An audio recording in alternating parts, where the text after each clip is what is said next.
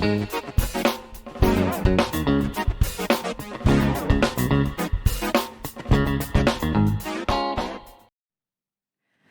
and welcome to Take a Beat. My name is Tirza and I'm the digital pastor here at IES. And I want to welcome all of you to Take a Beat. Take a Beat is, I say that a lot, Take a Beat. Okay. But that is the podcast of IES Jakarta, where we invite you to come and take a little break and then talk about things that matter, things that we want to delve into, only to launch ourselves back on the beat. And so I actually have been sitting on this topic for a while because I have heard from so many people, not just in the podcast, but also throughout my life about this topic. And some of my friends were telling me, hey, you should talk about this. And let's be honest, it's not a very comfortable topic to talk about. And I know, I feel like I'm building up to this topic to share you this topic, but it's actually about what do you do when the church has hurt you? And it's even awkward. And some people would say, hey, why are you addressing this? You work at a church that it's not fair. But I mean, I've gone through my fair share of journey with the church, yes, with the Lord, but also with the church. And before I was on staff at any church, I had a complicated relationship with the church because my parents were pastors. And so I would always say growing up, I had my own beef with the church. And it took a little bit for me to process through it. And so I've had multiple conversations, especially with friends and other people. Even the last time I was in the States and I was talking to a few of my friends and people that I know there. And we talk about church and how sometimes church hurt you and how do you deal with that? And so I wanted to talk about that today, and it's a little bit raw, it's a little bit unrehearsed. Well, everything in this podcast is unrehearsed. I hope you know this. It's a one-take thing. And so the team here doesn't know what I'm going to say, and we don't plan it. And so sometimes I say weird things, and they need to figure out whether they need to edit it out or not.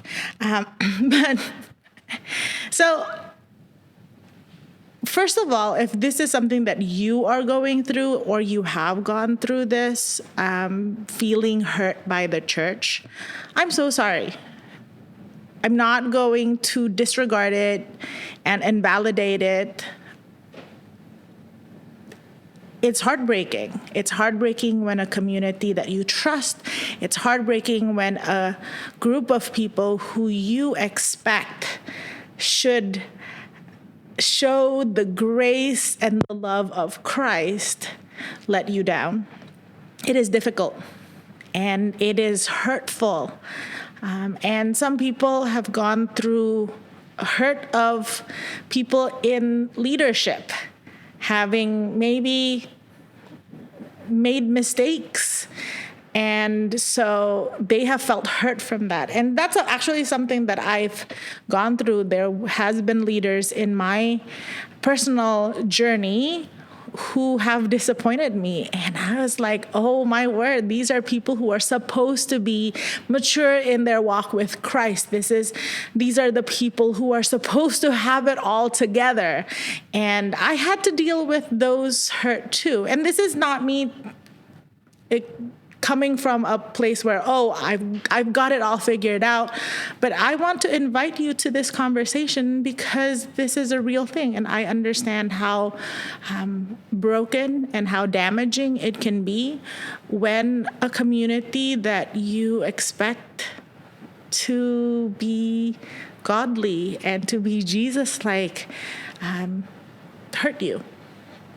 And of course, in every circumstance, there will be different sides to the story. There are different factors, and we can't just clump everything into one thing. And there needs to be like you need to like hear out all of the stories, and every case is different, and you can't treat every case the same way.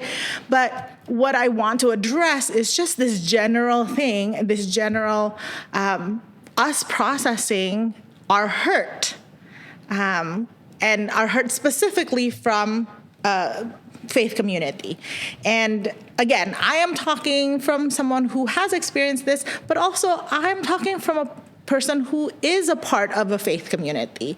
This is not me dissing churches, and this is not me saying, oh, church is bad for you, because, well, that's like I'm living out a part of this community, but I'm starting to ramble.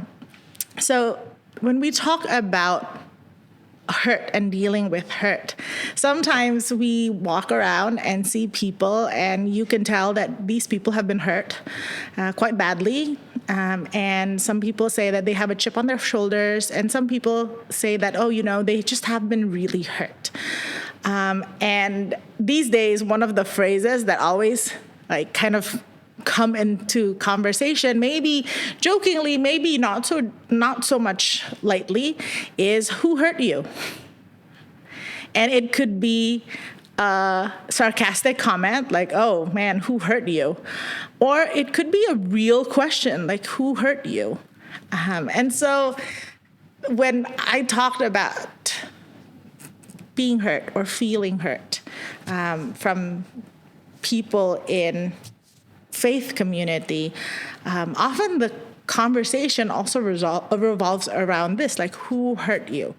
And I think one of the things that is important for us to do, and this is something that I had to do, is differentiate exactly this question: who hurt you? Who hurt me? It's not God, because sometimes we want, and it's quite easy because for a lot of reasons, actually, because God's like, we can't see God, or he doesn't talk back to us. Actually, we hope he doesn't talk back to us, because if God ever talks back to us, that's whew. But a lot of the times when we feel hurt, one of the individuals that we lash out to is God and say, oh, God has hurt me. But let's ask that question, who hurt you? It's really not God. It's people. People hurt other people. And then people get into like classifying, okay, the Christians versus the people who aren't Christians. Like, oh, wow, like I can't believe that I got hurt by Christians. But I think one of the things that, and this is not me giving an excuse. This is me just kind of conversing about the reality of things, is that even Christians are very imperfect, flawed human beings. I think the label Christian isn't about how good we are. The label Christian is always about how good God is. And so, yes, Christian people can hurt you. Actually, Christian people can hurt each other. And that is the sad, sad fact of the reality that we live in, that we are in a world that is fallen, and there's a lot of people who, even after following Jesus or wanting to follow Jesus, they have chosen to say things or do things that result in hurt towards other people. I'm not saying that's okay. That is not okay.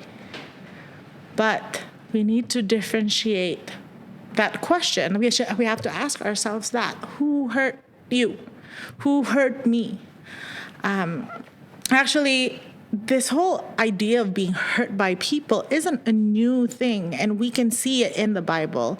Psalm 41, verse 9. Actually, Psalm has a lot of these, actually. David and all of the writers of Psalm put down a lot of the instances where they've been hurt by other people. But Psalm 41 verse 9 says, even my closest friend whom I trusted, the one who ate my bread, has lifted his heel against me. And feeling betrayed is very, very real here. And when we think about it in the context of being fellow believers or being in a faith community, it is easy to actually say this too, like, oh, these are the ones who have partook in communion together. Like, we were supposed to be one body, but these people hurt me. And it's a very real thing. And David talks about that. I think that's David writing that. I hope that's David.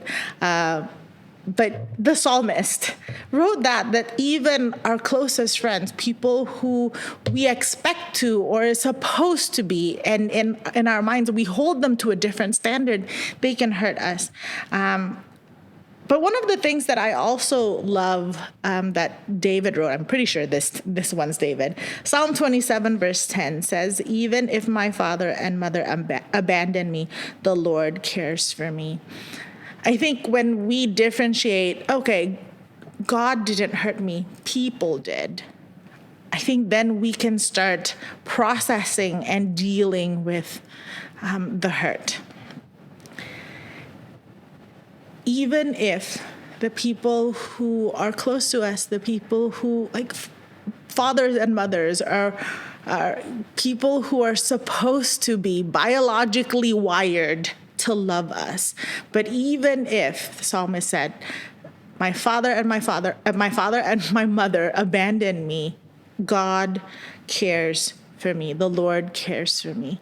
So I think I just wanted to pause there and say that if you are going through hurt and you are feeling hurt and you're like, oh, I don't really want to have anything to do with church people or Christians ever again, I want to tell you this, that God cares for you, that the Lord loves you.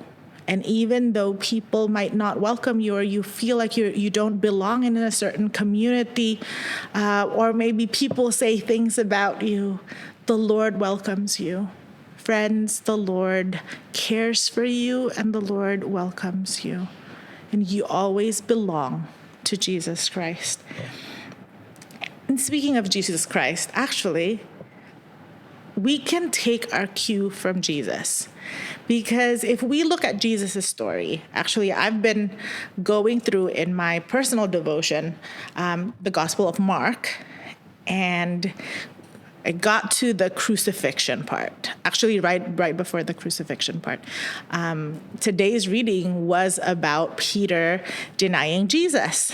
And one of the things that I realized going through the Gospel of Mark is that these are Jesus's closest friends. These are his community and his disciples. These are the people who he expected better of Peter.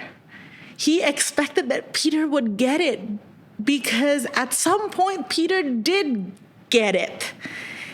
And then Peter denied Jesus. And so thinking about it and thinking about this topic, actually, the person who really understands being hurt by the people closest to them, the people who are supposed to get it, is Jesus. Jesus realized that,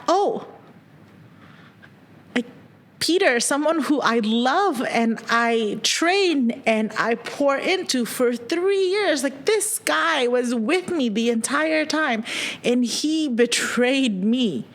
Like, he denied ever knowing me. And so, friends, Jesus understands, and every feeling that you are processing through with kind of trying to deal with or trying to figure out how to wrap our minds or wrap our hearts around being hurt, Jesus understands. We do not have a God who is distant from us. We do not have a God who doesn't understand. We have a God who fully understands what it means to be human, including the feeling of being hurt by people who are supposed to get it. And so I think the best way, and this is me processing too, and so I'm inviting you into this conversation that I'm having kind of with myself and the people here, but it's sort of like me talking to myself, right?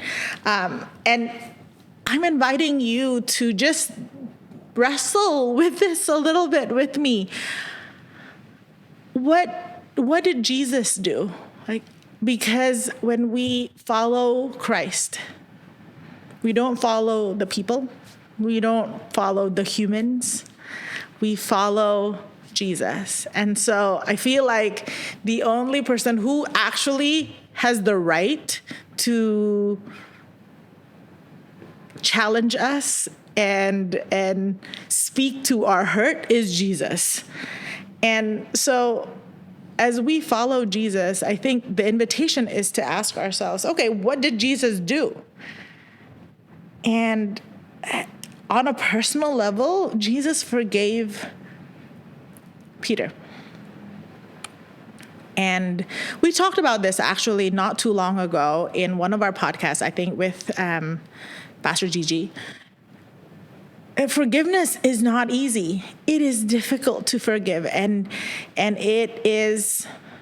sometimes it is so overwhelming, the hurt. And we want to make sure that people know that it wasn't okay. It wasn't okay when this person said these things that hurt us. And it's not okay when this community of believer kind of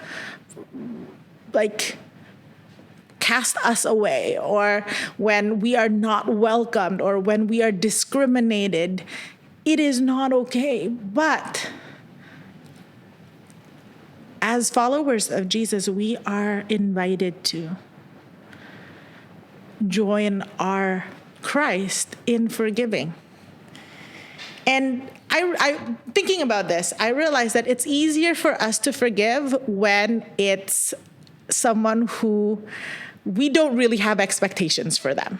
When we think, okay, they're bad people, or they don't know Jesus, or they don't know any better, it's a little easier for us to kind of wrap up in our minds that, they didn't know better, and so there, I can forgive them. But when we deal with hurts, from people that we expect to know better, it is kind of difficult to forgive. It's kind of difficult to let go. And I've dealt with that. There was this one point in my career. I was in the States, and I was in a church where I felt discriminated because I was female. And the leadership didn't seem to give opportunities for me to serve. And I was relegated to doing things that were, I felt like, beneath me. And I felt hurt. And so there was a point where I'm pretty sure at some point I've preached on this. And there was a point where I just told God, I'm hurt. I don't want to do this anymore. And it took a while for me to process how to forgive this leader, this pastor. And a lot of it had to do with me letting go of my right to get even, and my right to be acknowledged for the injustice that I felt like I have borne. And that was difficult for me, especially when I know that I was called to serve the church. And so that was something that I had to take time. And let me be honest, it took time. I'm pretty sure I didn't fully even forgave that person until I have moved back to Jakarta and be completely away from that. And so the invitation that Jesus's life gives us is this invitation to forgive. And so I kind of want us to step back a little bit. And this is, friends, there's a lot of things that we can talk about this particular topic. But I also want to invite us to kind of step back and look at more of a big picture as people who love the Lord and as people who follow Christ. We can ask ourselves this, and this is kudos to this course that I'm actually taking right now on the book of James. And the question is, how do we embody the faithfulness of Jesus in a flawed community? I'm just going to leave it there for a little while. How do we embody the faithfulness of Jesus, whom we are following, to a flawed community? And I think this question is ours individually to answer. For some people, the answer will always involve forgiveness, because that is who our God is. He is forgiving and he's merciful. But how it looks like, what it looks like, for example, whether to stay in a specific community that have hurt you. And I have done both. I have been in community and stayed in communities where I have felt hurt. And work through forgiving and being merciful and being gracious in that way. And I also have been in situations where I choose to be forgiving and merciful, but I just couldn't be in that community. And so what would that look like? Let me ask you this. What would that look like for you? How do you embody the faithfulness of Jesus in a flawed community? Because at the end of the day, when we ask ourselves, who hurt us? It's not God. It's not Jesus. It's people. And as followers of Jesus, as children of God, we are asked and invited to mimic our Father in heaven, who is faithful and forgiving and gracious and merciful. So what does that look like? What would it look like for your life having or dealing with this kind of hurt?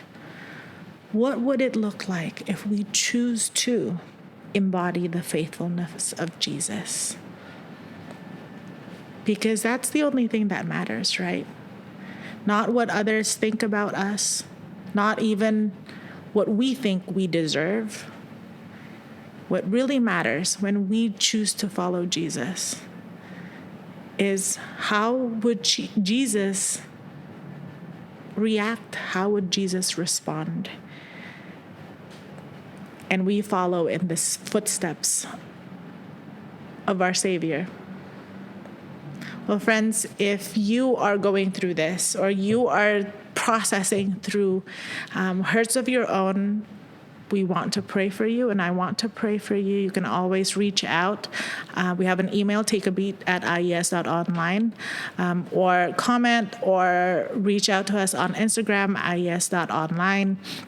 We would love to support you. And even if you're like, oh, I don't want to have anything to do with church, but we want to pray for you, and we want to listen, and we want to be able to encourage you. And if this is you, I just want to remind you that Jesus cares for you, that even when people disappoint us, the Lord cares for us. It's always an interesting note to end, but friends, love you lots. We will see you next week on Take a Beat.